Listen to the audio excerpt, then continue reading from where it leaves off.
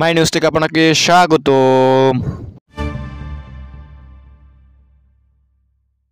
দেখতে তখন সর্বসার্বিক বাংলা নিউজ। সম্মানিত সরকার আপনার সামনে নিয়ে আসলাম একটি ইসলামিক নিয়ে ইস্তেমা নিয়ে একটা গুরুত্বপূর্ণ আপডেট বাংলা খবর। বাংলাদেশ ইস্তেমা একটাই হবে, দ্বিতীয় কোনো আয়োজন মানব না, জানাচ্ছেন মহিউদ্দিন রব্বানী। এ নিয়ে আজকের প্রতিবেদনটি খুবই গুরুত্বপূর্ণ হচ্ছে। তাই দেরি না করে অ্যাকশন স্কিপ না করে দেখতে থাকুন সম্পূর্ণ ভিডিওটি।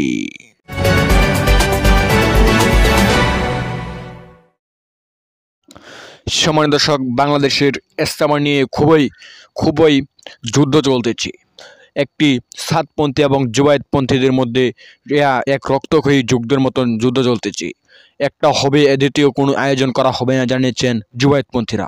জুমার নামাজ শেষে বাইতুল মোকাররম দ্বিতীয় মসজিদে উত্তর গেটে আয়োজিত এক সমাবেশে হেফাজতুল ইসলামের নায়েবে আমির মাওলানা মহিউদ্দিন রব্বানী ছবি সঙ্গীত বাংলাদেশে একক বিশ্ব ইজতেমার আয়োজনের আহ্বান জানিয়েছেন হেফাজতুল ইসলামের নায়েবে আমির মাওলানা মহিউদ্দিন রব্বানী। তিনি বলেছেন, বাংলাদেশের ইজতেমা একটাই হবে, দ্বিতীয় কোনো আয়োজন মেনে নেওয়া হবে না। শুক্রবার 13 ডিসেম্বর জুমার নামাজ শেষে বাইতুল মোকাররম জাতীয় মসজিদের উত্তর গেটে আয়োজিত এক সমাবেশে এসব কথা বলেন তিনি।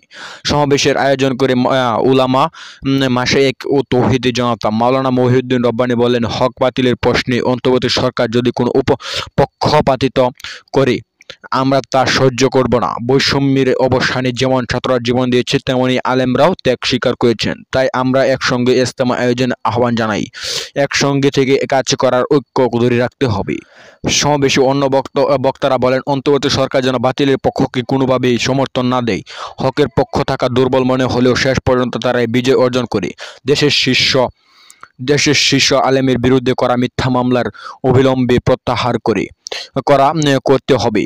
তা না হলে কঠোর কর্মসূচি দেওয়া হবে। বক্তারা সাতপন্থীদের বিরুদ্ধে একাধিক অভিযোগ উপস্থাপন করেন। এতে টঙ্গী বিশ্ব ইজতেমার মাঠে সাতপন্থীদের হামলার বিচার, মাঠে দখলের চেষ্টার নিন্দা এবং জুবায়েতপন্থীদের উপর হামলার তীব্র প্রতিবাদ জানানো হয়েছে।